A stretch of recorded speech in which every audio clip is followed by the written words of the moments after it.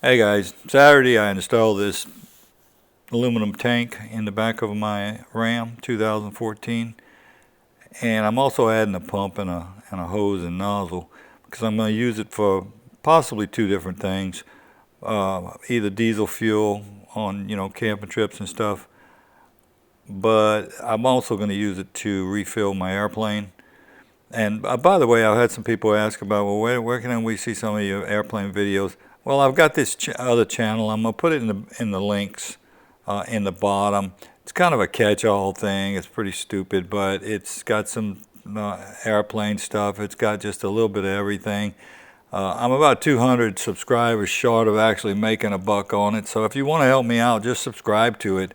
YouTube is monetizing the videos, but I can't monetize them until I get 1,000 subscribers. So if you want to help me, great. If not, well, that's fine too. Anyway, so I'm installing a valve here, and I'm going to snake a little 1/4 inch tubing through the little crack in the back of your truck where it drains water or whatever in your, when it fills up with water in the back of your truck, so it kind of drains out. That's what I'm doing there. And this 42-gallon tank, I got it from a company called Fuel Tanks and More. And they're online. They're, I think, in Winter Haven, Florida. Really good service. I'm not affiliated with them. They're not sponsoring this video or anything else. But I got it in about 3 days, and it was sitting there Saturday morning. So it took me about 6 hours to put it in. But I took my time.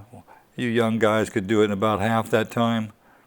All those 5-gallon jugs sitting on the floor in that little Harbor Freight pump is the reason why I'm putting this thing in, because I got tired of pissanting those damn jugs up on the top of that Cessna and filling it with gasoline, auto gas. I can burn auto gas in this thing as long as it's non-ethanol.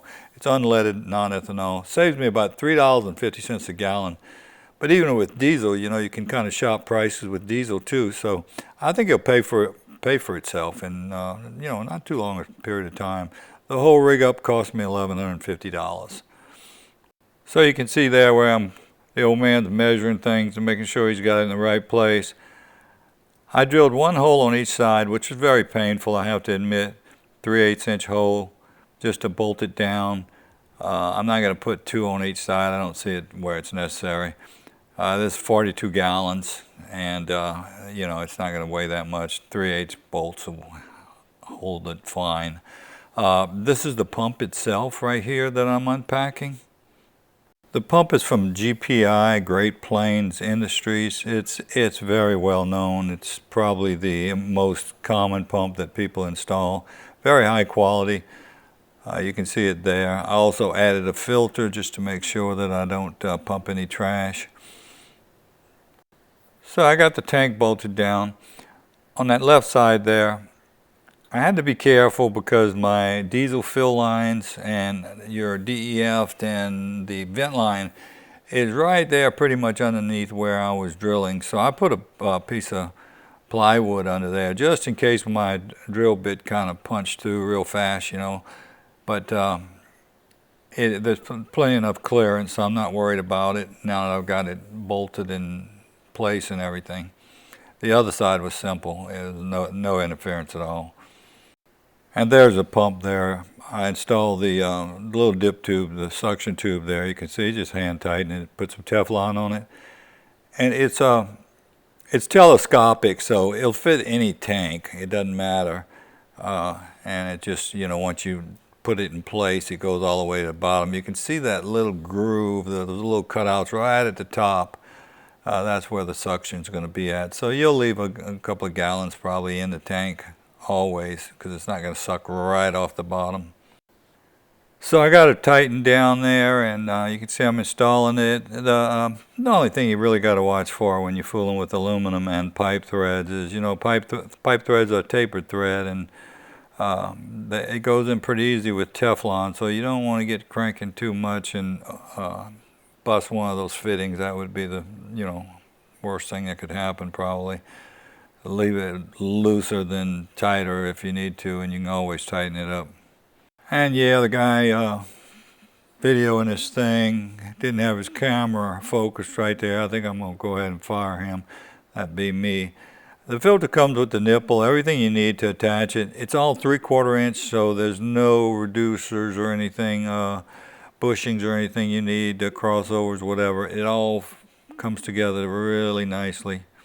You notice I'm using some blue Teflon there, nothing but the best for me. I like that blue stuff. Now that's just what I got at Lowe's.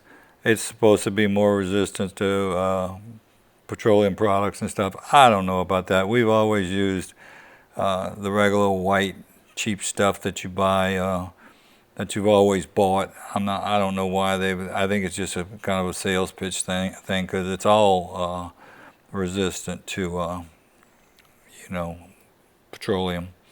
And this is the point where you always get into, I know most of you have been in this situation where you say, oh man, I don't want to have to make another round on this thing and take a chance on cracking that pump or something. So this is where I go and get my pipe wrench and put it on that nipple and back that nipple up so I don't have to, if I'm going to break something, I want to break that filter housing and not the pump housing.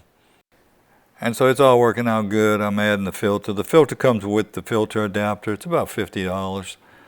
But I probably will never have to change the filter no more than I'm going to pump through it. And I've still got to align things and get everything straightened out, but I'll do that later. Comes with a 12-foot hose, might be 13. I was a little worried about having enough length to reach that high wing Cessna that I have, but it works. It's perfect actually. I got to pull a little closer than I probably would normally, but not in any way, danger of hitting the airplane. So that worked out well. As of making this video, I've already fueled my airplane up yesterday, in fact, and it's like dying and going to heaven after pissing those 5-gallon jugs up there, and in the wind, you're putting something to try to protect the paint on the wing, and it blows off, and the whole deal is just a mess. That's the hose nozzle there. You can see that blue hose.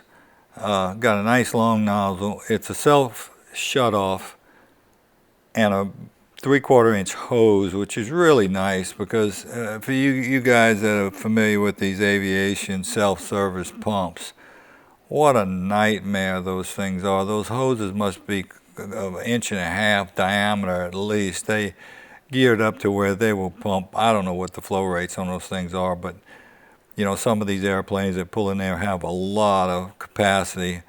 My little airplane only holds 42 gallons, and this is a 15-gallon per minute pump. So, and I never run it empty, of course. So, 25 gallons is probably about all I'll be ever needing to pump in that thing, and it really works well. Now, I don't have a cover for my truck for the back, but if I did, that assembly right there would not quite clear one of those fold-up covers that's flush with the back of the top of the bed. They make that. They make special tanks that will easily clear it. It's kind of a cutout type thing, but I'll never have to do that, so I'm not really worried about it. This company GPI that makes the pumps, they also have a direct mount pump which doesn't have that coupling in there that I have, which would reduce this whole assembly by about 1.5 inches, and I'm pretty sure it would clear then, but that's not a concern for me. I just didn't want it sticking way up there where it's obvious.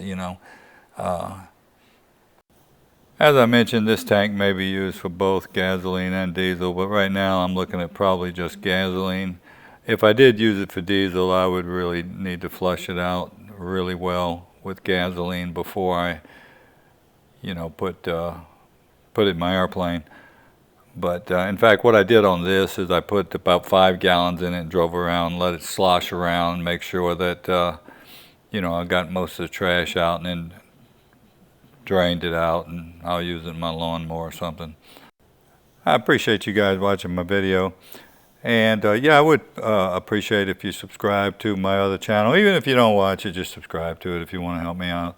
But anyway, I'm going to have some truck stuff coming up. I'm still going to change my transmission oil here. That's coming up. I'm running late on my oil change on my Ram too. I've been really busy, and that's why I haven't posted much.